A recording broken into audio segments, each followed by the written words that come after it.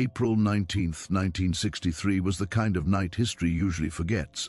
No headlines announced it, no cameras recorded it. Yet inside Harlem, power shifted in ways most people never noticed until it was too late. Bumpy Johnson, the most feared and respected man in Harlem's underworld, walked into a basement knowing his life might end before sunrise. Across from him would sit Malcolm X, a man freshly cut loose from the Nation of Islam, surrounded by enemies and watched by nearly every federal agency in America. Malcolm was no longer protected by an organization, no longer shielded by numbers, money, or political insulation. He had only his voice and his conviction. Bumpy understood exactly what that meant. In his world, unprotected men didn't live long, especially men whose ideas threatened the balance of power. This meeting was not about friendship, it wasn't about ideology, it was about survival, control, and Harlem itself standing at the edge of something irreversible. Harlem in 1963 was not just a neighborhood, it was an ecosystem built on unspoken agreements between crime, politics, poverty, and power. The Italian mafia allowed Harlem's black underworld to operate independently as long as one rule was respected: stay out of politics. Gambling, numbers, protection rackets were acceptable because they kept people distracted and desperate. Politics was dangerous. Politics brought attention. Attention brought reporters. Reporters brought federal investigations. Federal investigations destroyed profitable empires. Malcolm X was the opposite of silence. Every speech he gave pulled national attention into Harlem. Every interview brought more FBI agents, more informants, more pressure. To organize crime, Malcolm wasn't a revolutionary. He was a liability. To the government, he was a threat. To many in the Nation of Islam, he was a traitor. And to Bumpy Johnson, he was something far more unsettling, a man who could wake people up. Bumpy Johnson had survived Harlem since the 1920s. He had fought Dutch Schultz, negotiated with Lucky Luciano, outlasted rivals, prison sentences, and assassination attempts. He understood violence, but more importantly, he understood systems. Systems stayed alive when people accepted them. Malcolm's message challenged acceptance itself. He told people they deserved more than survival, more than poverty dressed up as tradition, more than numbers tickets sold as hope. Bumpy saw the danger clearly. An awakened Harlem stopped gambling rent money, stopped paying protection, stopped accepting exploitation as fate. That kind of awakening didn't just threaten white power structures, it threatened Bumpy's empire too. Yet despite knowing this, Bumpy couldn't ignore what Malcolm represented. Malcolm wasn't posturing, he wasn't hustling, he meant what he said, and men who mean what they say change things even when they die. Bumpy had known Malcolm long before he became Malcolm X, back when he was Detroit Red, running numbers, hustling corners, spiraling through crime and addiction. Bumpy watched him fall, watched him go to prison in 1946, and then watched something rare happen. Malcolm didn't come out bitter or broken. He came out sharpened, educated, focused, dangerous in an entirely new way. Prison had stripped away his fear and replaced it with purpose. By the time Malcolm became the Nation of Islam's most powerful voice, Bumpy recognized the transformation. This wasn't a man driven by ego. This was a man driven by belief. And belief, Bumpy knew, was more powerful than money or guns. Belief could move crowds. Belief could destroy systems. Belief could get a man killed faster than any crime ever would. When Malcolm publicly broke from Elijah Muhammad in March 1963, the ground shifted beneath him. Overnight, he lost protection, funding, and organizational backing. The nation saw him as a traitor. The FBI saw an opportunity. Organized crime saw a problem that needed to disappear. Malcolm knew he was marked. Death threats followed him everywhere. His phones were tapped, his movements tracked. Even former allies avoided him. That isolation was intentional. Isolation makes men reckless or desperate. But Malcolm didn't retreat. He leaned forward, he spoke louder, he planned to build something new. That's when Bumpy sent the message, not through intermediaries who could be compromised, through someone Malcolm trusted, a simple request: Face to face, no witnesses. Malcolm understood the cost of saying yes. Revolutionaries sitting with gangsters destroyed credibility. But he also understood Harlem's real power didn't live in speeches, it lived in the streets. The location was chosen carefully, a basement on Lenox Avenue, above a barber shop Bumpy owned. No signs, no lights, one door, one exit. Places like that were designed to disappear. Malcolm arrived alone, no bodyguards, no protection. That alone should tell you how serious he was. Bumpy greeted him in a tailored suit, cigarette burning, eyes sharp despite decades of war. They shook hands, not warmly, respectfully. Two men who understood exactly what the other represented. The room was bare. A table, two chairs, one hanging bulb, no comfort, no illusions. Malcolm noticed immediately. This wasn't hospitality, it was containment. Bumpy locked the door behind him. 3 locks. Malcolm didn't flinch. Fear was useless here. What mattered was clarity. "You're in trouble," Bumpy said first, not as an insult, as a fact. Malcolm didn't deny it. He already knew the nation wanted him dead. The FBI had files thick enough to bury him. The mafia feared riots and federal crackdowns. Even some black leaders thought he was pushing too far. Bumpy asked the only question that mattered. "How do you survive now?" Malcolm answered honestly. He would tell the truth, even if it killed him, especially if it killed him. That answer surprised Bumpy, not because it was dramatic, but because it was real. Then Bumpy said something Malcolm didn't expect. He offered protection, not money, not control. Protection, space to operate in Harlem, venues, silence from the streets, safety where safety was still possible, and he asked for nothing in return except one thing: don't destroy Harlem trying to save it. Malcolm hesitated, not because he doubted Bumpy's power, but because he understood the moral weight of the offer. Accepting protection from the underworld risked everything he stood for, but refusing it meant near certain death before his work could even begin. Bumpy was blunt. Truth doesn't stop bullets. Righteousness doesn't prevent knives. Ideas don't block assassins. Power does. And in Harlem, power answered to him. Malcolm finally accepted, not as a deal, but as a temporary alignment. Not friendship, not partnership, understanding. When Malcolm left that basement, 5 men were already moving toward the building. Italian enforcers sent to remind Bumpy of the rules. Politics was forbidden. And Bumpy had just broken them. By the time the door closed behind Malcolm, the war had already started. Not loudly, not publicly, quietly, the most dangerous kind. Because this wasn't a war of guns yet. It was a war of influence, territory, and consequences. Harlem had been placed on a chessboard where every move would cost lives, money, or both. Bumpy knew the Italians wouldn't let this stand. Malcolm knew he was living on borrowed time. Neither man pretended otherwise. But for the first time, Harlem's political future and its underworld power were aligned, however briefly. And that alignment terrified people who had controlled New York for decades. Because systems survive on separation. And for one moment in 1963, that separation collapsed. The retaliation didn't come with sirens or headlines. It arrived the way real power moves. Quiet, calculated, and designed to teach lessons without leaving fingerprints. Within hours of Malcolm leaving that basement, word traveled through channels most people never see. Bumpy Johnson had crossed a line. He had mixed politics with the street, ideology with business, revolution with order. That was unforgivable to the men who believed Harlem should remain profitable, predictable, and contained. The Italian families didn't need to kill Bumpy to punish him. Killing him would have sparked a war they couldn't afford. Instead, they sent a message. 5 enforcers stormed the basement, guns drawn, led by Vincent the Chin. Gigante. Their goal wasn't execution, it was correction. They wanted Bumpy scared, reminded, put back in his place. But fear had never been part of Bumpy's vocabulary. He understood leverage better than any man in that room, and he used it without raising his voice. The Chin laid out the rules like scripture.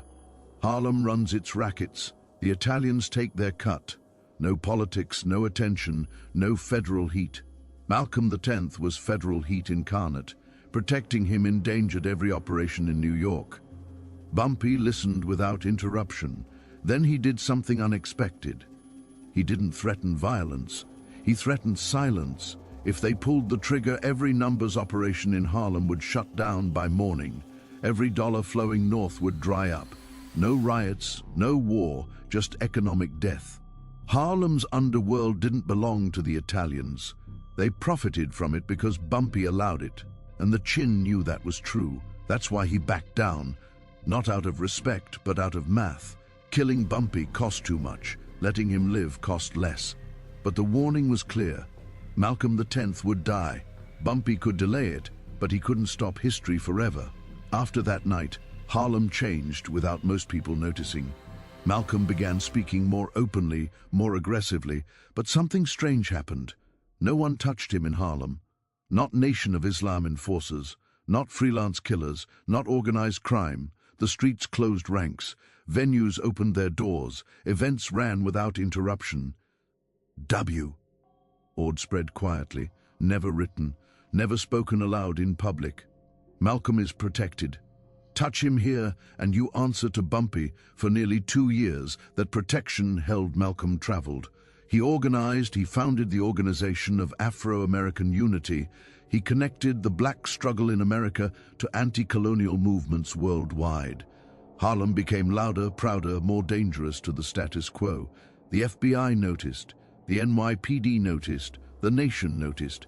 But they couldn't move freely in Harlem the way they wanted. The street wasn't on their side anymore. That scared people far more than speeches ever could. But protection has limits, especially when enemies control institutions, not just streets.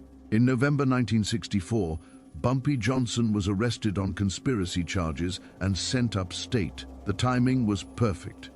Too perfect. With Bumpy gone, the shield around Malcolm weakened instantly. No announcements were made, no warnings issued, but the absence was felt.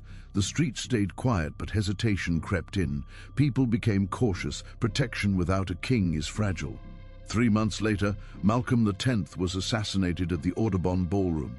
Nation of Islam members pulled the triggers, but they weren't alone. Federal agents were present. Police presence was unusually light. Malcolm's normal security had been disrupted. It wasn't chaos, it was orchestration, and Bumpy wasn't there to interfere. When he heard the news in prison, he didn't rage, he didn't speak. For 3 days he sat in cell, thinking about promises broken and lines crossed. When Bumpy finally made a phone call, it wasn't emotional, it was surgical. He called Vincent Gigante. The conversation was brief. Malcolm was dead. The Chin expressed hollow regret. Bumpy replied calmly, "You will be sorry." Then he hung up. No threats, no explanation, just certainty. What followed confused everyone. Italian operations in Harlem began to fail without reason. Shipments disappeared. Collections came up short. Informants went quiet. Profits dropped year after year. Nothing violent, nothing traceable, just entropy. The streets stopped cooperating. Business owners delayed payments. Runners vanished. Loyalty shifted. Bumpy was still in prison, but his network wasn't. His power had never been physical. It was relational. Decades of favors, debts, trust, and those invisible strings tightened slowly. Harlem didn't explode. It starved its enemies instead. Quiet revenge is the kind that lasts. By the time Bumpy was released, Harlem barely resembled the place he once ruled. The movements Malcolm ignited didn't disappear with him. They fragmented, evolved, spread. Power no longer sat in one man's hands. That may have been Malcolm's greatest unintended victory. When reporters later asked Bumpy about Malcolm, he didn't posture. He didn't mythologize. He said only one thing that mattered. I failed him. Not because Malcolm died, but because protection had limits against institutions designed to erase men like him. Years later, a former bodyguard explained it best. Malcolm survived as long as he did because Harlem protected him. Not officially, not politically. The streets did. Because someone asked them to. And the streets had a king. Some alliances don't change history forever, they just slow it down long enough for ideas to escape, and sometimes that's enough. What remained after everything collapsed was not victory or defeat, but residue. Ideas leave residue, power struggles leave residue. Harlem carried both long after Malcolm X was buried and Bumpy Johnson returned from prison to a world that no longer revolved around him. The neighborhood had changed, not because one man protected another, but because too many people had seen behind the curtain. Malcolm had shown them that fear was taught. Bumpy had shown them that power was negotiable. Together, even briefly, they had cracked an illusion that had held for decades. Harlem was no longer just territory to be managed. It had become a place people questioned, argued over, and refused to accept as fixed. That kind of shift never makes headlines at first. It shows up years later in attitudes, in choices, in who people listen to and who they stop fearing. History prefers clean endings. Harlem didn't get one. It got something messier and far more real. Bumpy's final years were quieter, but not peaceful. He watched new gangs rise without codes, without rules, without respect for balance. The old agreements that had kept violence contained were gone. Younger men didn't care about treaties or long memories. They wanted speed, territory, reputation. Bumpy understood that his era was ending. Not because he was weaker, but because the world had moved past the kind of control he represented. Malcolm's influence played a role in that too. People didn't want kings anymore, criminal, political. They wanted voices. They wanted agency. That realization haunted Bumpy more than prison ever had. He had spent his life mastering systems, only to see those systems questioned into irrelevance. When he died in 1968, it wasn't in a blaze of violence. It was quiet, ordinary, a heart attack at dinner. That ending felt almost ironic for a man who had lived by intensity, but quiet endings often belong to men who have already said everything that mattered. Malcolm's legacy traveled faster and farther than anyone in that basement could have predicted.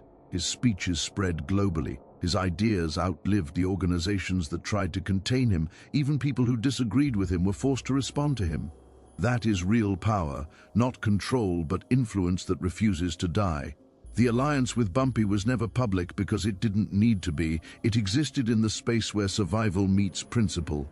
Malcolm didn't become less revolutionary by accepting protection. He became more effective, if only temporarily. And Bumpy didn't become noble by offering it. He became honest with himself about the cost of maintaining order at the expense of dignity. Neither man was clean, neither man was pure. That's why the moment mattered. It wasn't myth, it was human compromise under impossible pressure. Years later, historians would debate whether the meeting mattered at all. Malcolm still died, Bumpy still went to prison, Harlem still struggled. By surface-level metrics, nothing was saved. But history doesn't only move through outcomes. It moves through interruptions, delays, windows that open just long enough for ideas to escape containment. For nearly 2 years, Malcolm spoke when he shouldn't have survived. He organized when he should have been silenced. That time mattered. Movements don't grow overnight. They need breathing room. Harlem gave Malcolm that room because someone powerful asked it to. That alone rewrites the story that power and principle can never coexist. Sometimes they touch briefly, burn each other, and leave marks that last longer than either side intended. The photograph found in Bumpy's wallet explains more than any interview ever could. He never spoke publicly about carrying it. He didn't need to. Men like Bumpy understood symbolism deeply. That photo wasn't nostalgia, it wasn't regret, it was acknowledgement. Malcolm represented something Bumpy both feared and respected, a future that didn't need men like him. Carrying that image was a quiet confession, not of guilt, but of recognition. Harlem would eventually belong to voices, not enforcers, ideas, not rackets. That transition would be violent, uneven, and incomplete, but it had begun. And Bumpy had, in his own way, helped push it forward, even knowing it might erase him. The streets remembered. They always do. Not in monuments or textbooks, but in stories passed quietly, altered slightly, carried forward. Old men told younger ones about a time when the king of Harlem protected a preacher. when guns stayed silent not because of fear, but because of respect, when power hesitated. Those stories mattered more than official records. They reminded people that systems aren't eternal, that even the most rigid structures depend on people choosing to uphold them, and people can choose differently. That lesson survives longer than any organization. Harlem today bears little physical resemblance to the place Bumpy ruled or Malcolm preached. Buildings change, demographics shift, money rewrites neighborhoods faster than ideology ever could. But under that surface, the same questions remain. Who controls space? Who decides whose voice is dangerous? Who gets protection and who gets erased? The meeting in 1963 didn't answer those questions. It exposed them. And once exposed, they couldn't be fully hidden again. That's why the meeting still matters. Not because it saved Malcolm, not because it redeemed Bumpy, but because it showed that even the most unlikely alliances can fracture inevitability, if only briefly. If Malcolm had lived, history would look different, but not cleaner, not simpler. If Bumpy had remained free, Harlem might have stayed stable longer, but also stagnant. Their collision accelerated change in ways neither could control. That's the danger of moments like that basement meeting. Once you disrupt equilibrium, you don't get to choose the outcome. You only choose whether to act. Both men acted, knowing the cost. That choice alone separates them from the countless others who stayed comfortable and silent. In the end, this isn't a story about gangsters or revolutionaries. It's a story about power recognizing its limits, about ideology recognizing its vulnerability, about two men who understood Harlem from opposite ends deciding, briefly, to protect it together. Not perfectly, not successfully, but sincerely. History doesn't reward sincerity, it barely remembers it, but communities do, and sometimes that's enough. April 19th, 1963 wasn't the night Harlem was saved, it was the night inevitability was challenged. The night two legends acknowledged that survival sometimes requires standing beside someone you'll never agree with. The night power paused just long enough for truth to keep moving, and that pause, however brief, changed more than anyone watching could see at the time.